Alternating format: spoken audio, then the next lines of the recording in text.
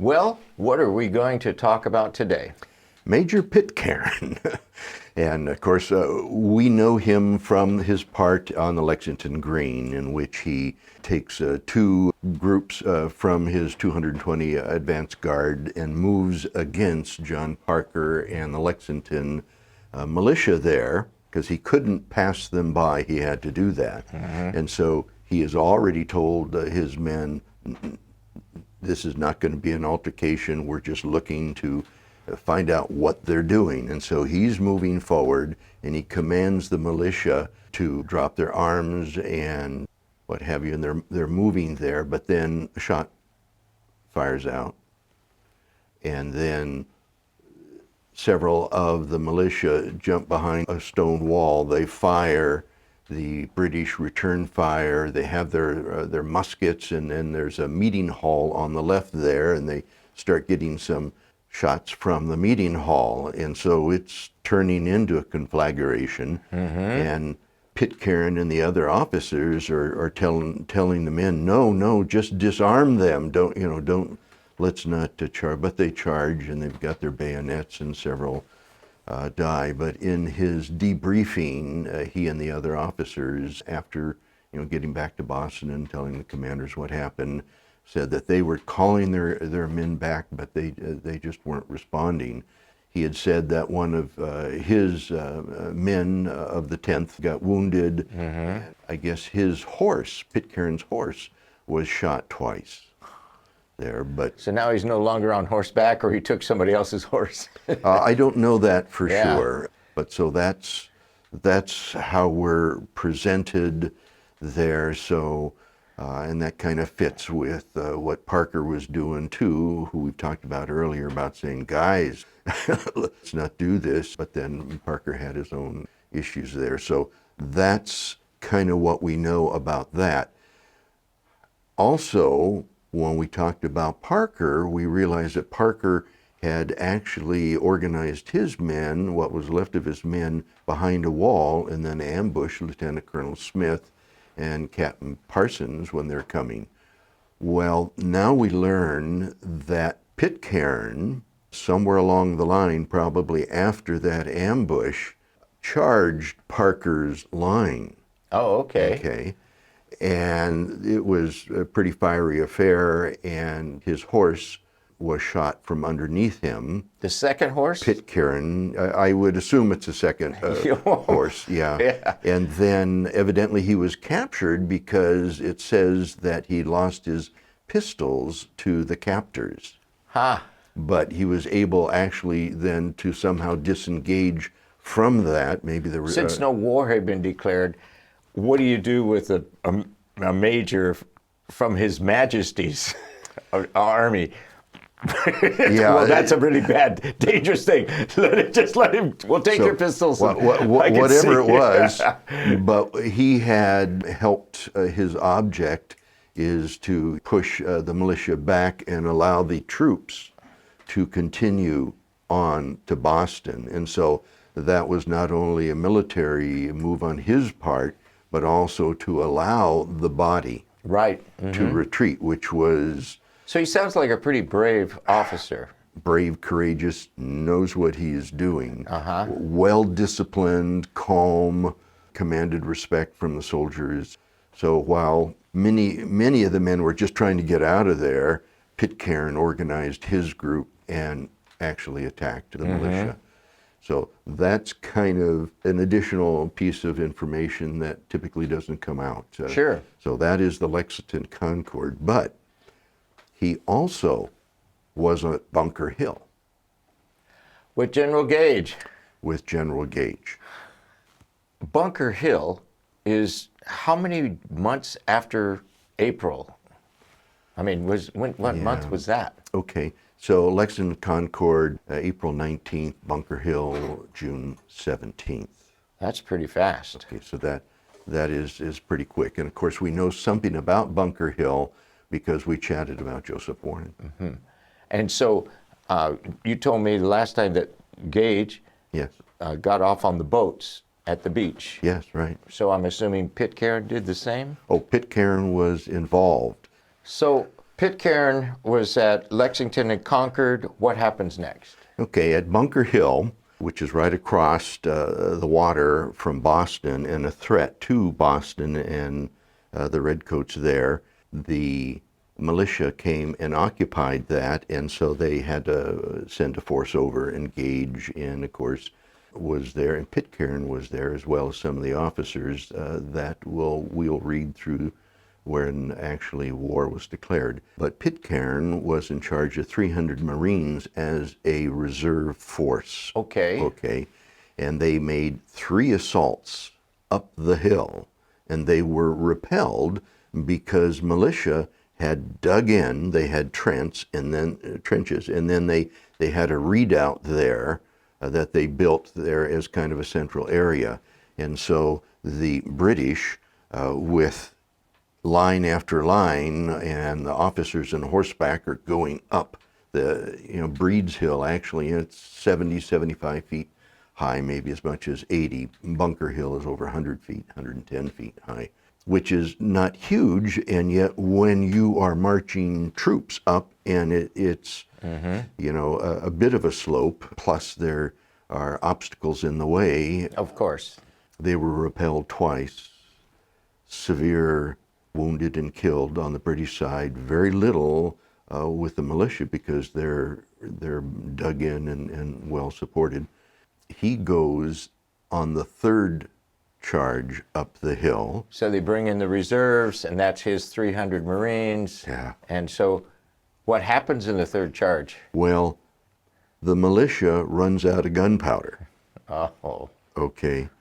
So they start peeling off and going up to Bunker Hill.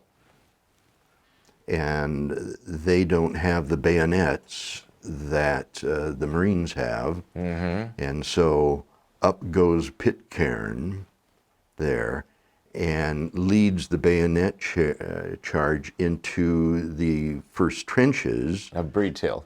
of Breed's Hill. He is wounded twice. Pitcairn. So they weren't all out of ammunition. They weren't all out. Okay. They're running out, but the fire begins to wither. And they don't know exactly what's going on, but you don't sit and think, you react and you move forward, and they did. They And charged that's up the hill. exactly, sounds like the thing Major Pitcairn would do. Yes. This is what, evaluate the situation and act. Yeah. And he gets wounded twice. On the way up, getting into the trenches and starting to fire on the militia who haven't left yet, and with the bayonets, he gets shot 4 times. So is that a total of 6? Total of 6. A mini ball really makes a lot of damage 6 times. Yeah. The worst shot was shot by Free Black Salem Poor. Really? Salem Poor shot Major Pitcairn. Right. And he falls back into the arms of his son, Thomas Pitcairn. His son is in the Marines. Yes, serving with him, as well as his other son, William, as well as his daughter's husband, Cochrane, were all officers that he led.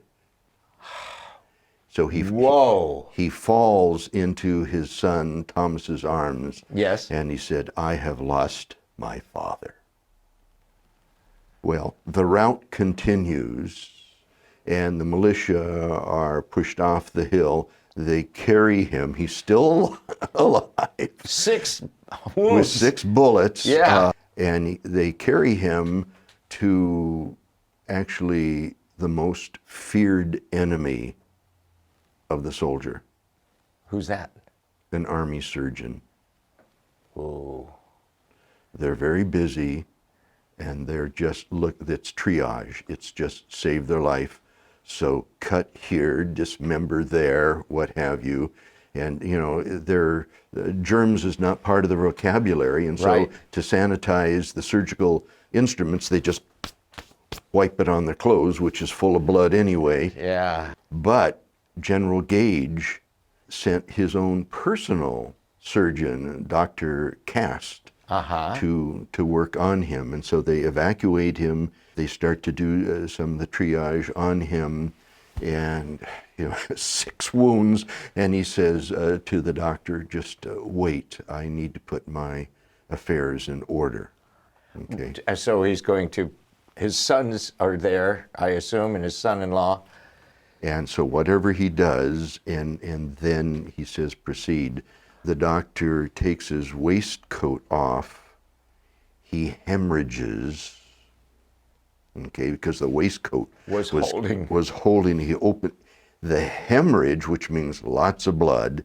He was able to get the bullet out, but he just dies a couple hours later. Just it's too much for him. And then the Marines that served with him are in tears. Of course. And one of them said, "We too have lost a father." See, that puts some compassion that there are two sides in this situation. Yeah. There are losses on both sides. Tremendous loss. Yeah, just he's not the villain and everything. As a matter of fact, before he goes to Bunker Hill, he says, I must write a letter. He writes a letter on behalf of one of the enlisted men that was having some financial problems. And he wrote a letter on behalf before he assumed his role as a military officer. He was concerned about his men, so you can see how they responded. Exactly. I really can. And that, see, I didn't see any, I just saw a strategic, brave warrior, but I thought of him as no feelings, no emotions, no relationships. And now I'm seeing this side, that changes everything. But there is a third side. There is. To him, yes. So the third part is he was billeted. All the officers, British officers in Boston, were billeted by people within Boston in their homes. Against their will. Well, many of them were loyalists, and so they were welcomed, but not all the officers. There were too many of them. There were several thousand total men, and of course then several hundred officers there. And so he was with a tailor that was anti-British. Okay. Fiercely anti-British. That's what this article said, fiercely. Okay, and so against his will.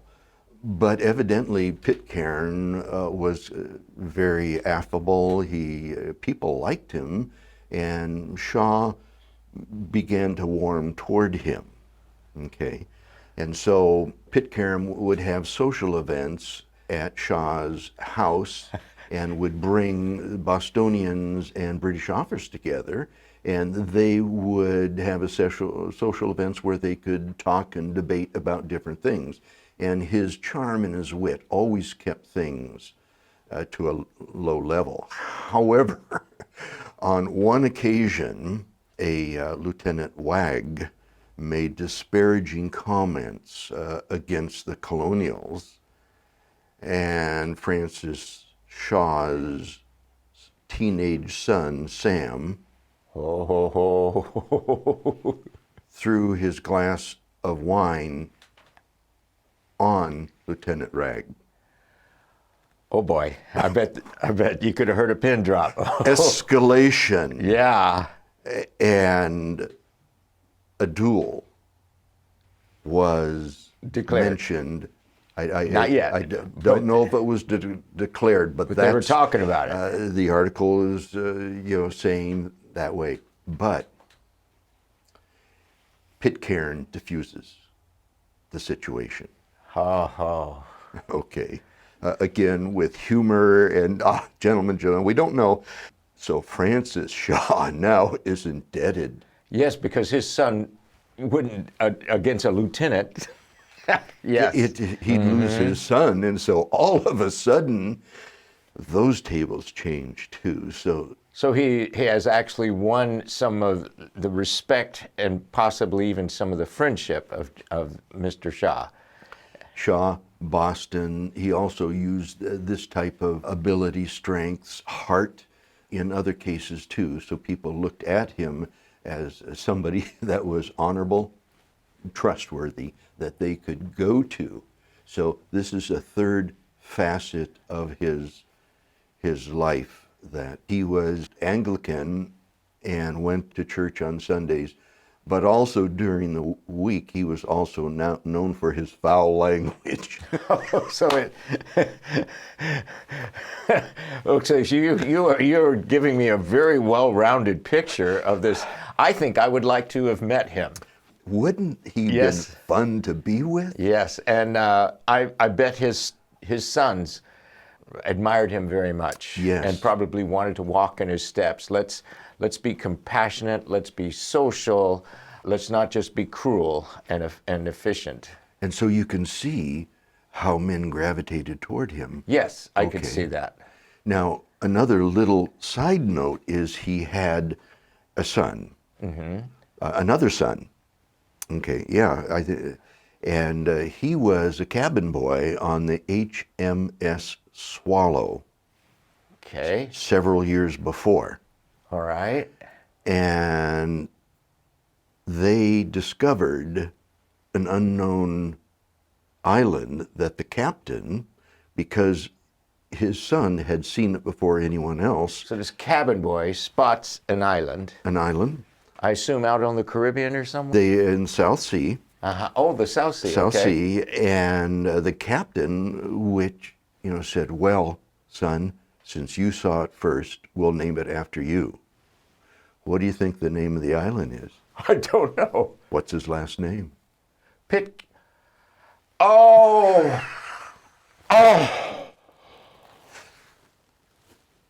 Okay. I just assumed that. Oh. Pitcairn Island. How cool is that? Yeah, that's pretty something. So that's the story of John Pitcairn. Thank you very much. Thank you.